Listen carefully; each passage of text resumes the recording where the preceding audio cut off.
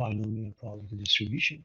The binomial probability distribution, its mean and standard deviation, and we look at the interpretation of the probability values to determine whether events are significantly low or significantly high. So we are looking at binomial probability distribution. Binomial experiment and PD properties. 1. N identical fixed number of trials, each repetition of the experiment. 2. Each has only 2 categories of outcomes. 3. Probability stays constant. 4. Independent trials. If a procedure satisfies these 4 requirements, the distribution of the random variable x is called a binomial probability distribution. It is the probability distribution for the number of successes in a sequence of Bernoulli trials. First of all, PD short for probability distribution. We use BD short for binomial distribution. You are dealing with n identical repetition.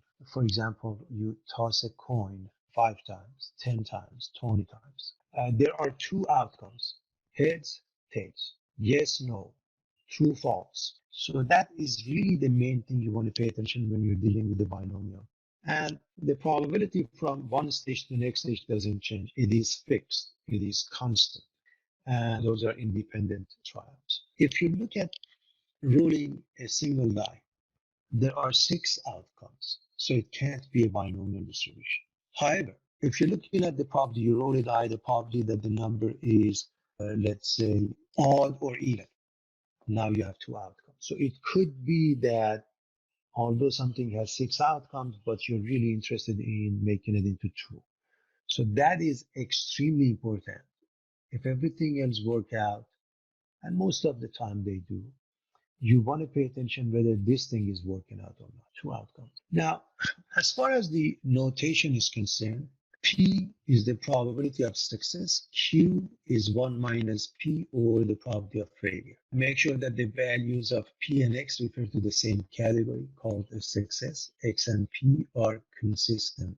X, a specific number of success in n trials. It's between 0 and n. Can it be 0? Yes. Can it be n? Yes, but it's nothing beyond it. P of X is the probability of getting exactly X successes among the n trials. For example, if you toss a coin, I don't know, 100 times, what is the probability of getting, let's say, heads 57 times? Just as an example. The formula that is used is at top here. P of X is Cnx p to the power of x q to the power of n minus x. I hope everybody remembers the shorthand notation. Cnx refers to n factorial over x factorial n minus x factorial. That is the combination.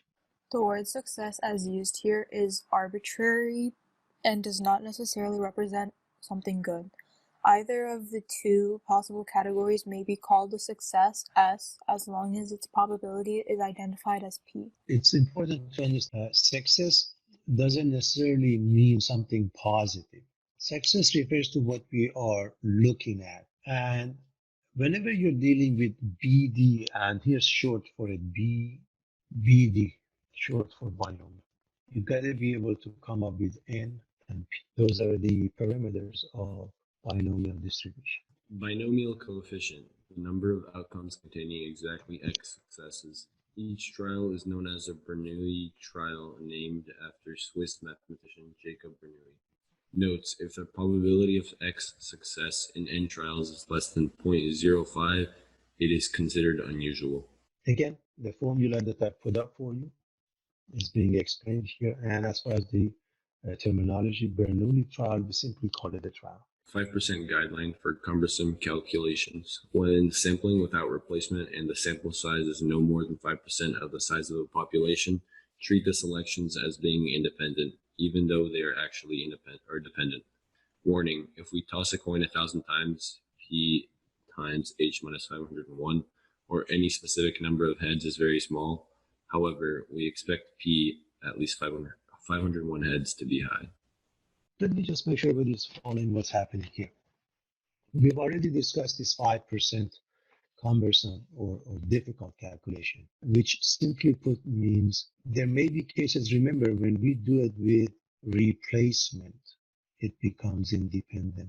but without replacement, it is no longer an independent event, it becomes dependent. However, you can refer back to previous lectures that if the size of a sample is very small compared to the size of a population, then we can assume independence. The other thing is that when you do the binomial distribution and you're looking at a specific number of heads or tails, for example, if you toss a coin 1,000 times, what is the probability of tails happening 10 times or 50 times, or heads happening the same manner? It may not be a huge number, but happening at least 501 times, it should be very high because we expect that to happen, sort of half and half when it comes to heads and tails. And now, what I want you to really pay attention to is the following. The probability of X is calculated as follows.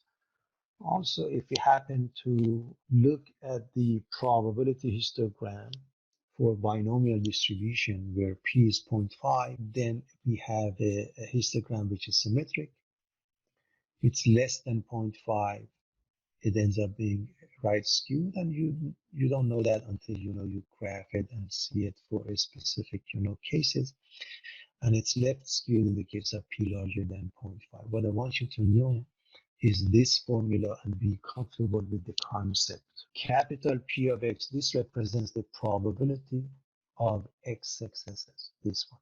But this P is the probability of success specifically for a specific case in general. So heads is always 50%. Again, for a fair coin. Tails, the same thing, 50%. That would be the case. Now, which one is probability of success? Well, depends on what we want. They happen to be the same. But even if it's not a fair coin, the probability of, let's say, heads is 60%, and therefore the probability of tails is 40%. Whatever that you're interested in getting, that would be referring to as the probability of success. The first one is the number of possible desired outcomes. That is a number that's a combination. And then the probability of a desired outcome. The first one is how many ways it can happen. And the next one, the probability of a specific one. And we add to it the following important formulas. The mean or the expected value mu is equal to n times p. For a binomial distribution, mu equals np. And variance sigma squared is npq. Normally, we are not interested in that. We calculate standard deviation, which is the square root of that.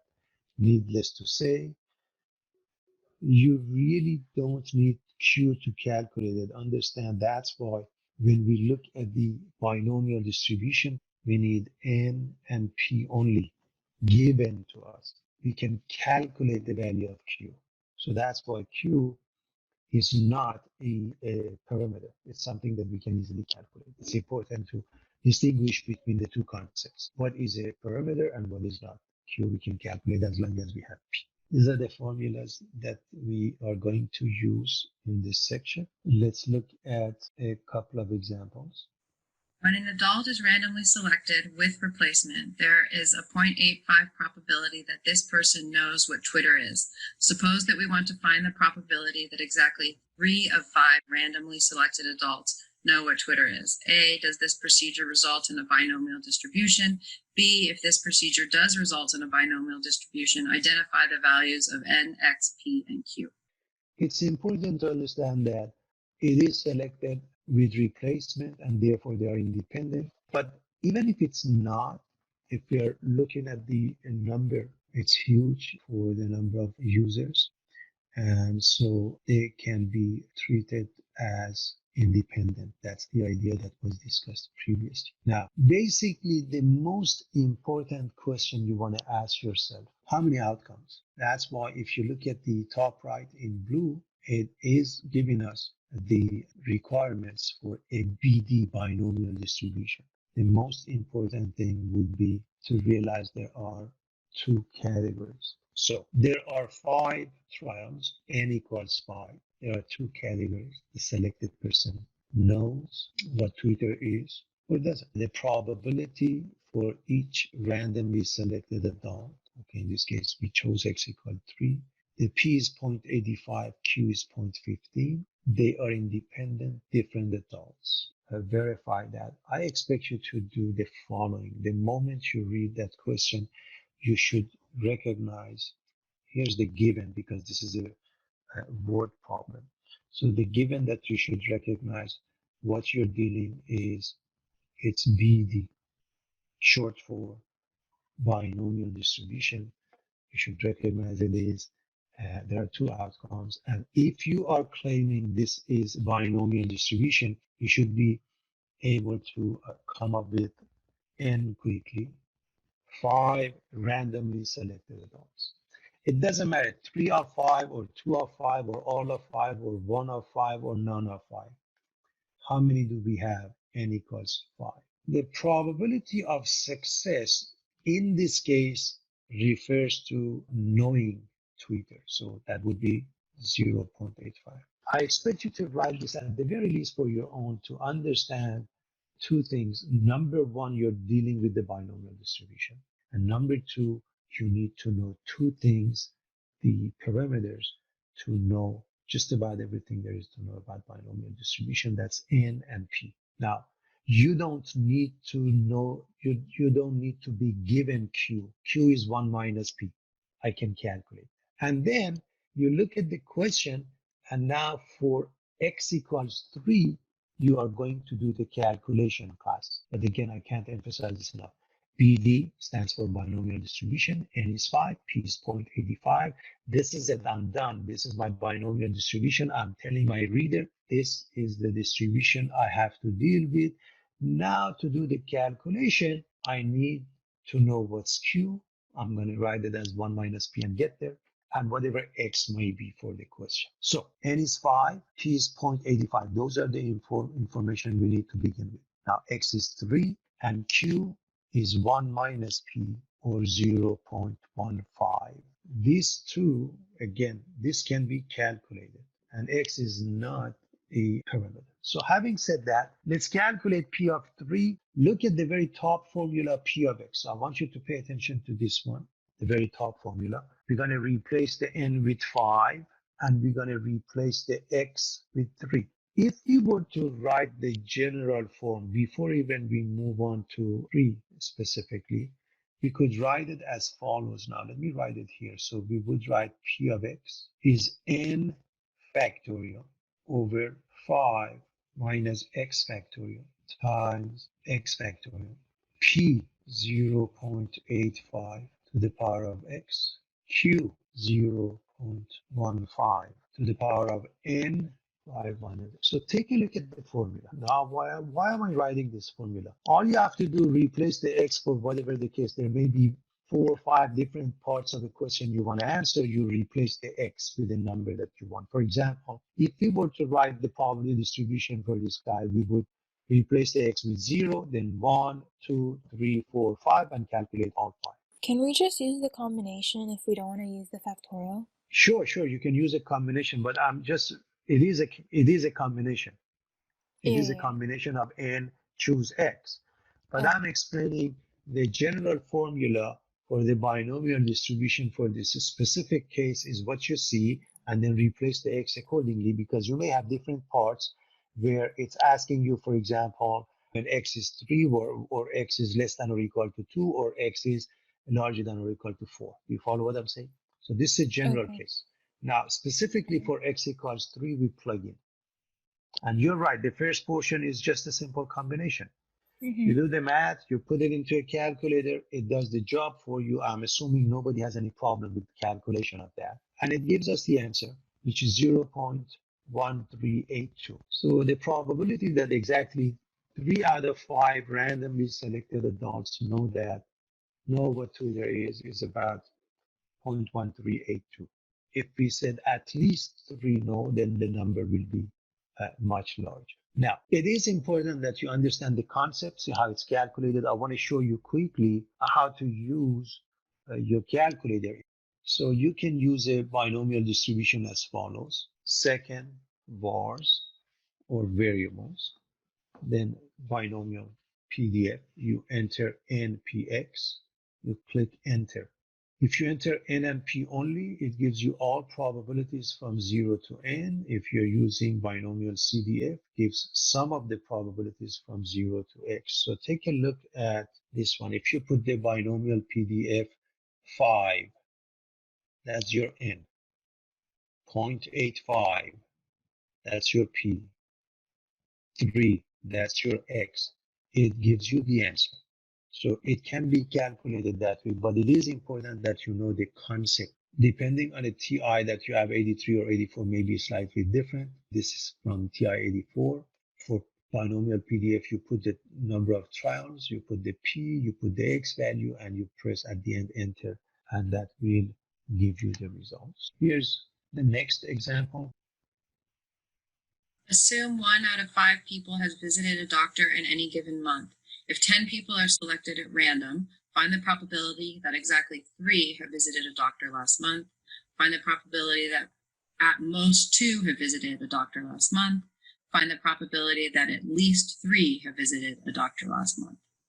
I will look at other examples similar to this. I have left parts B and C for you to do. After we do more examples, you should have no problem with that. You're more than welcome to ask me if you have a question. It's very straightforward. Now, as far as this question is concerned, we either have visited the doctor or not. So again, it's important to recognize this is a binomial distribution. There are two outcomes, and we're dealing with different people, independent, and so on and so forth. The main thing is to recognize there are two outcomes. And if this is the case, then you must come up with n. 10 is the value of n. Remember, probability of success refers to what we are interested in calculating. It doesn't have to mean something positive. Okay, visiting a doctor, for example. You're dealing with a binomial distribution with n equals 10 and p equals 1/5. In part A, we want x to be 3. Now, we need to calculate q. Q by definition is 1 minus p, so that's an easy calculation. So you're dealing with a binomial distribution, n is 10, p is 1/5. Please understand, this is the part we need to know, and then we add other parts depending on the question. So for binomial distribution, you need the n, you need the p. I can't emphasize this enough.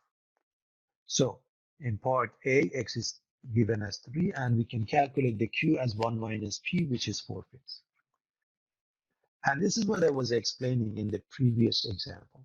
You write the formula in general. It's important to understand what happens. So for part A, or even any other part, you just write the p of x as follows. We keep it as x, 10 factorial, over x factorial times 10 minus x factorial, p, which is 1/5 to the power of x, times q, which is 4/5 to the power of 10 minus x. So all you have to do for part A, replace the x with number 3. If we replace the x with number 3, or you can use a calculator. Again, I want you to see the concept. It's important that be able to write the steps, and then at some point you use a calculator. Now you replace the x with 3, and it ends up being 0.20133. So the probability that exactly 3 had visited a doctor last month, according to this case,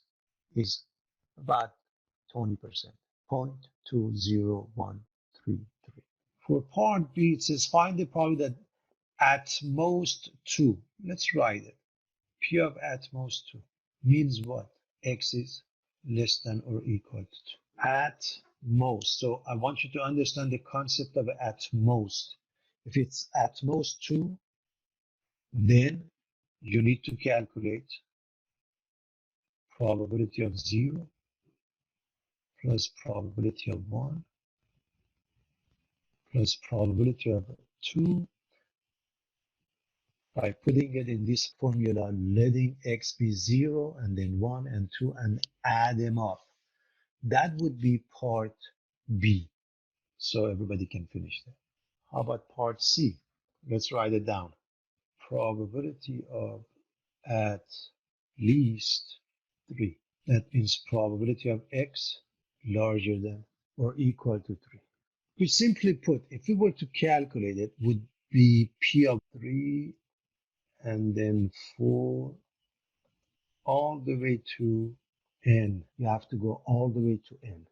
However, probability of x larger than 3 is the same as 1 minus probability of x less than or equal to 2. And you've already done part B. So you really have to do subtraction. In other words, 1 minus part B. So all you have to do, calculate part B. And C is 1 minus that. By definition of at least and at most, you should be able to calculate this. So let's go to the next example. A survey found that 30% of teenage consumers receive their spending money from part-time jobs. If 5 teenagers are selected at random, find the probability that at least 3 of them will have part-time jobs. Find the probability that at most 2 of them will have part-time jobs. It's a BD, binomial distribution. How do we know that? We either have a part-time job or we don't. Yes or no. So, and of course, independency and consistency, all of the above. But the main thing is to understand n and 5. So, as we look at this portion, we should recognize we are dealing with BD. Therefore, n is 5, p is 30%, or 0.3. Now we follow the rest. We can write the general format, replace the n with 5, p with 0.3, calculate q as 1 minus 0.3 or 0.7. And so if we want at least 3, let's see what happens. Probability of at least 3, that means probability of x larger than or equal to 3. Therefore, you need to calculate x equals 3, 4, all the way to n. N happens to be fairly small, it's 5, so it's really not that big of a deal. In other words, you have to use this formula first.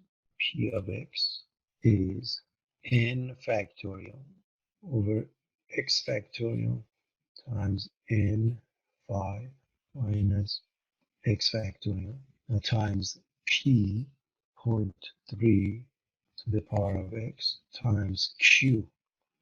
Q is 1 minus 0.3. Q is 1 minus 0.3, which is 0.7 to the power of n 5 minus x. Now in this formula, you replace the x with numbers 3, 4, 5, and add them up. So this is for number 3. You have the general formula in blue. We plug in number 3. We come up with the answer. You plug in number 4. We come up with an answer. You plug in number 5. Needless to say, 0.7 to the power of 0 is 1.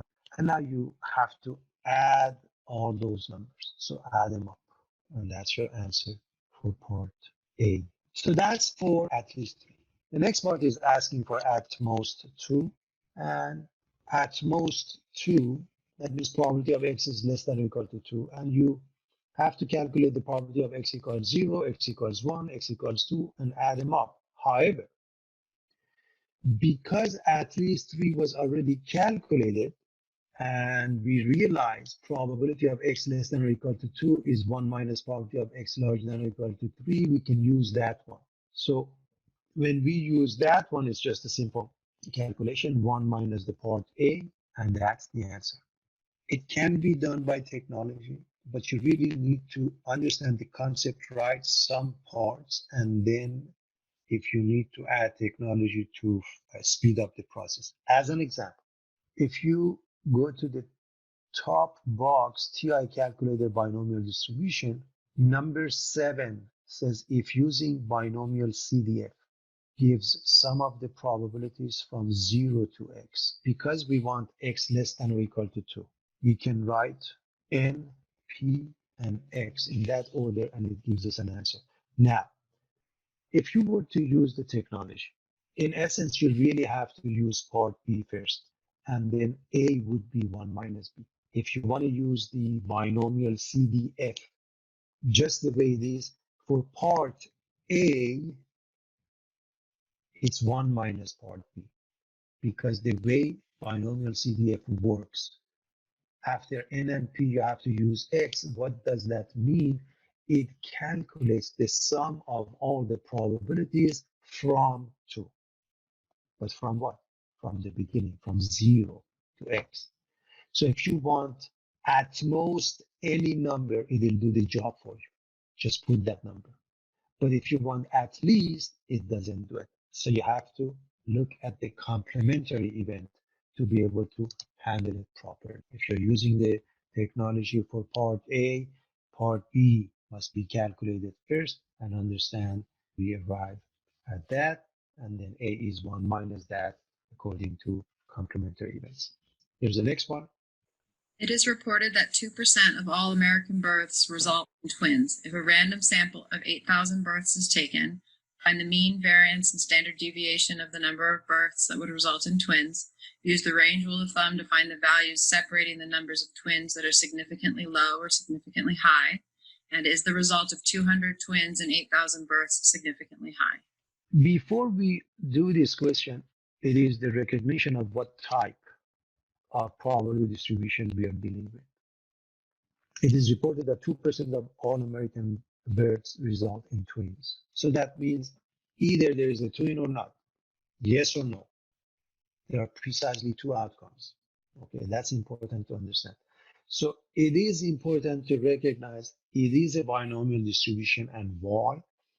And of course, we are assuming all independency and so forth. It's easy to assume independency. There are two outcomes. So you are going to write BD. And if you are claiming it's BD, you have to come up with N and P.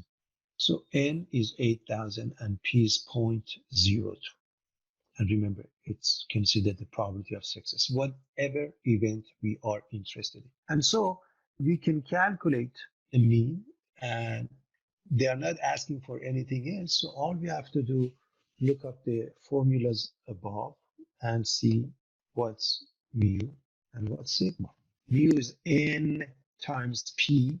Sigma, it's N times P times Q, and take a root. Q is 1 minus 0.02 or 0.98. So Q is 1 minus 0.02. So mu is N times P. You multiply the two numbers, you come up with the answer. Sigma squared is the product of three pieces, N, P, and Q. And again, Q is 1 minus P. You come up with the answer. And now you need to take a root. Sigma is the root of that number is 12.522. So we got the mean, we got the variance, and we got the standard deviation. We got all of those.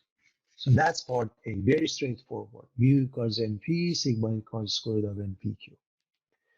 Now the range rule of thumb simply puts as mu plus minus 2 sigma. So 160 plus minus 2 times 12.522.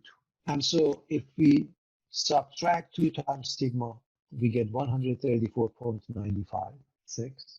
And if we add 2 times sigma, we get 185.044. That means anything less than 134.956 is unusual. Anything larger than 185.044 is unusual. So now that we have that, what about 200? Is it significantly high? According to part B, yes, it is, because it's larger than 185.044. That means 186 is unusual. Less than 134.956, that means 134 is unusual, okay? You can keep it with the decimals just to give, although the answer should be discrete, but I want you to understand. Even if it was, let's say, 134.1, that means 134 is unusual, okay? Although it's very close. And that's the idea behind this process. Let's look at one more example. McDonald's has a 95% recognition rate. A special focus group consists of 12 randomly selected adults. A. Find the mean, variance, and standard deviation. B. Use the range rule of thumb to find the minimum and maximum usual number of people who would recognize McDonald's. C. Is the result of 12 people in a group of 12 recognizing the brand name of McDonald's unusual? We are dealing with a binomial distribution. We have to be able to come up with N and P. In this case, you are dealing with a binomial distribution. N is 12, P is 0.95. Again, mu is N times P, 12 times 0.95. And To get the variance, sigma squared is n times p times q. Q is 1 minus p, or 1 minus 0.95, or 5%, or 0.05. And so we have mu, we have sigma squared. To get to sigma, we take a root, and we end up with 0.75498. Now, the next thing is finding, using the range rule of thumb, and finding where we stand as far as our unusual. Mu plus minus 2 sigma needs to be calculated. So that means 11.4 plus minus 2 times 0.754983, and we end up with 9.89 and 12.91. Meaning, in a case like this, if less than 9.89 people recognize the name, that's unusual. For example, if only 9. And larger than 12.91, for example, 13. Therefore, the answer to part C is, this is not unusual.